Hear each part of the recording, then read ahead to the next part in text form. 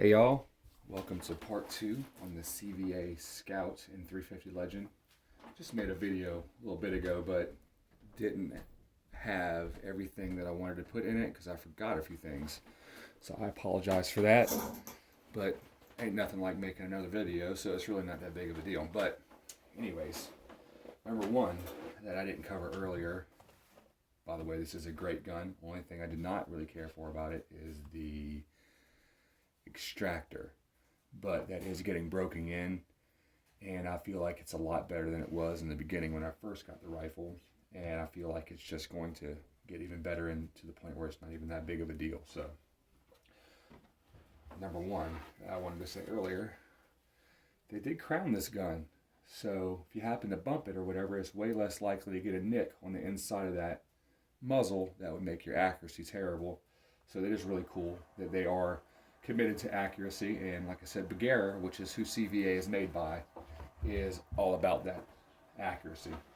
So part 2, the stuff that I wanted to talk about that I didn't have written down earlier, I have a little tablet down here that I have some good points written down on to make sure that I cover. Number 2 is the trigger. These guns that have a hammer on them, you should not cock one of these and squeeze the trigger without there being a round in the chamber, because you could break a firing pin that way. But so of course, just like you would put the fire on this rifle is the hammer that's on fire. Now it's not.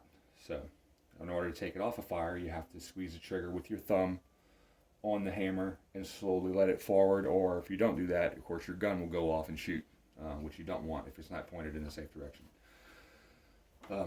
But anyways, the number 2 of the points after the crown being great, I think it's a great add-on that they did do that. I have seen some more expensive firearms that did not have a crown on the end of the barrel. But number 2 is the trigger. It is a nice trigger. It's a longer trigger. There's a lot of room on the inside of the trigger guard there for even some of your bigger hands. I have big hands, so I feel like it is probably close to a 3-pound trigger, but super crisp, not very much creep. Actually, let's see, no creep at all. It just basically pull on it and it breaks. A nice clean break. I think that attributes to accuracy very, very well, and I was very impressed with that they did do that. And as far as accuracy in general on this gun, like I said, this is only a 7-power scope, so it's a little bit harder at 100 yards to get that 100-yard generic group that you want. People like to talk about their 100-yard groups. With a 7-power scope, it's a little bit harder to do that, but I'm sure on this particular rifle, if I had a, even a 9-power scope, my group size would improve by probably a ½ inch, probably, honestly. But regardless, it's great. The gun shoots amazing, and I love it. Now, here's some of the bullets I was able to find for it. Is the Winchester Super X 350 Legend, and it's the 180 grain PowerPoint. It says on here that it's for deer, hogs, and bear, so I'm guessing they're like, you know what, this bullet is strong enough to go ahead and say, hey, you could bear hunt with this. It does say on the back here that all of the ballistics data are generated from 20-inch barrel. So the muzzle velocity on these is 2,100 feet a second at muzzle. At 50 yards is 1,926 foot a second. At 100 yards, it's 1,762 feet.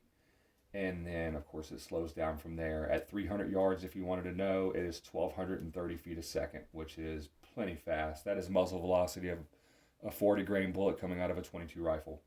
So that's great. I'm very actually impressed with that. I like it. The trajectory, they're wanting you to be at 100 yards. They suggest that you're 2.2 inches high, and that way you're bullseye at 150, which is kind of odd. I think most people, other rifles, they're wanting to be bullseye at 200 and high at 100. But if you're bullseye at 150, you're 5.5 inches low at 200. You're 15.1 inches low at 250, and you're 29.5 inches low at 300, which really isn't that bad. I mean, I think this gun would definitely do a great job on a deer at 300 yards, but I'm hoping to never have to shoot past 150 yards. Um, these bullets, I've looked at a lot of reviews on these bullets, and also the 350 Legend with that are called Deer Season XP. They're a lot pointier than these. They have a little plastic or polymer tip that pushes back and aids in the bullet opening up. On target, it expands super rapidly. Those seem to do very great on ballistic testing. They open very quickly after entering the ballistic gel. So do these.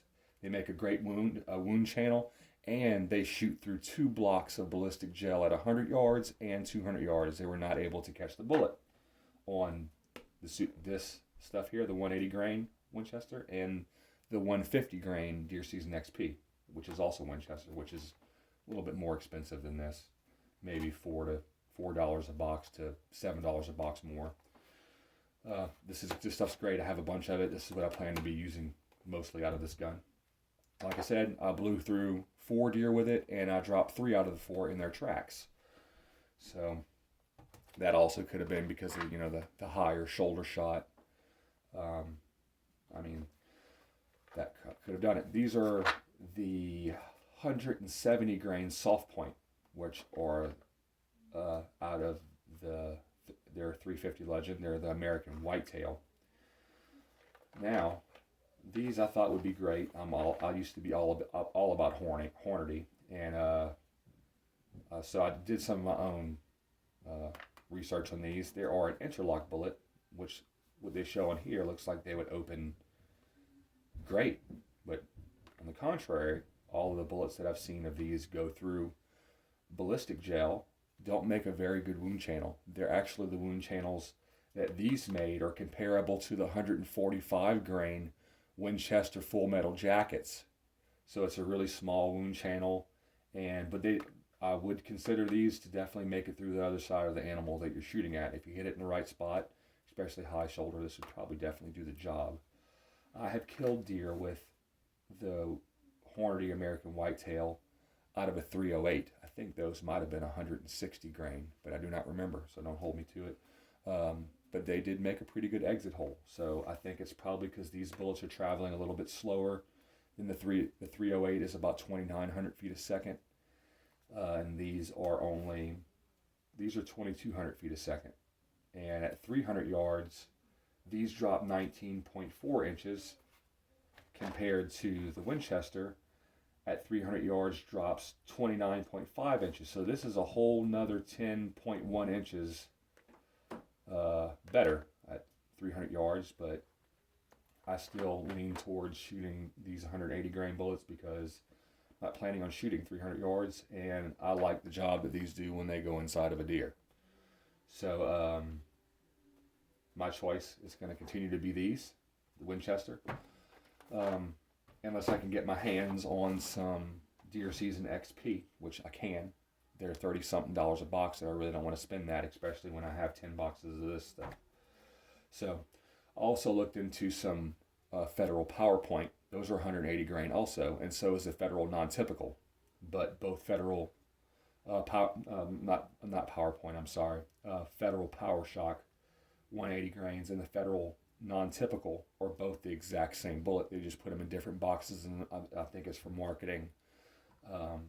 But they're the same. I've heard multiple shooters and people with lots of experience say they're exact same bullets, so I'm going to go with that. And they both have the same muzzle velocity, and I assume they're loaded with the same powder and the same exact bullet. Those also weren't mushrooming out like hunting bullets should, so I'm going to tend to stay away from that. If y'all want to do y'all's research, y'all can go look that stuff up. There's plenty of ballistic gel videos on YouTube here for the 350 Legend, so pretty much anything that you want to find is on there about this gun. Maybe not this exact gun, but for sure the cartridge, which is great. That is why I have this gun, is because of YouTube. YouTube is a great tool for people to be able to figure things out that they want to know and be able to make a decision based on that, which is a hypothesis, which is what liberals should do, instead of coming up with their own stupid opinion because of what some teacher tells them or whatever, indoctrination. But we do not cater to mental illness on this channel. or non-binary, or people that don't know where to go use the bathroom. We're all about America and freedom here, and it will continue to stay like that here in my house. So I hope that y'all enjoyed the video. I can't think of anything else to say on this gun right at the moment, but I will include, after I review that Caldwell, that 7, it's called the Caldwell 7 rest. I had it in my last video.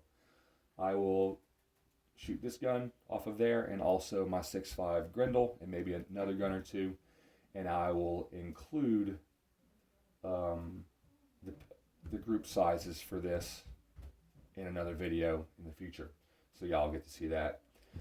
Anyways, thank y'all for watching. As always, like and subscribe if you liked what I have to say, and the information that I've given you is something that you like to hear. Y'all have a great day. God bless.